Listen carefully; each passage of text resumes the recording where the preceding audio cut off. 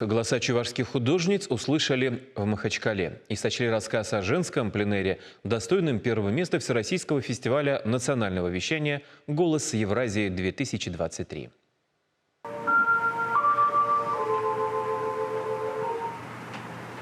Алло. Спасибо большое.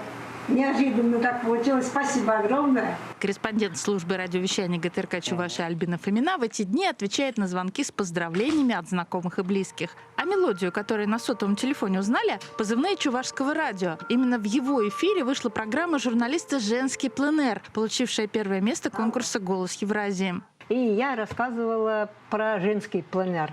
Мне самой очень понравилось, как они, женщины, освещают, то есть рисуют мир вокруг нас. И об этом рассказала. Очень интересно, они сами рассказывают. Ну, получилось так, что сложилось так, что победителем вышла эта программа. Победили героини передачи вместе с ее автором в номинации «Лучшая художественная программа». В этом году журналисты страны отправили на конкурс более 500 работ. Финал «Голоса Евразии» прошел в Махачкале и был посвящен столетию народного поэта Республики Дагестан, поэту аула и планеты Расулу Гамзатову. На протяжении 3 дней журналисты принимали участие в мастер-классах и круглых столах, а в рамках культурной программы побывали в музее, посвященному великому поэту.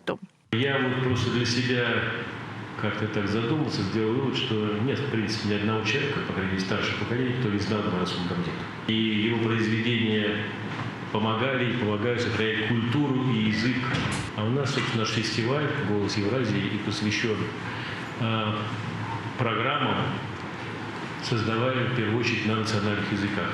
Альбина Фомина уже 40 лет в журналистике, 14 лет в штате ГТРК Чувашия. Программы про село и интересные культурные события на чувашском языке пользуются интересом у зрителей. Почему у зрителей? Ведь благодаря таланту автора события и героев получается представить и практически увидеть. Мне работа нравится.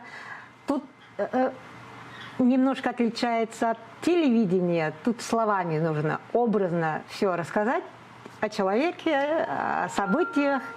И вроде бы неплохо получается, нравится, звонят радиослушатели, благодарят за передачи. Анна Филиппова, Святослав Петров, Вести Чувашия.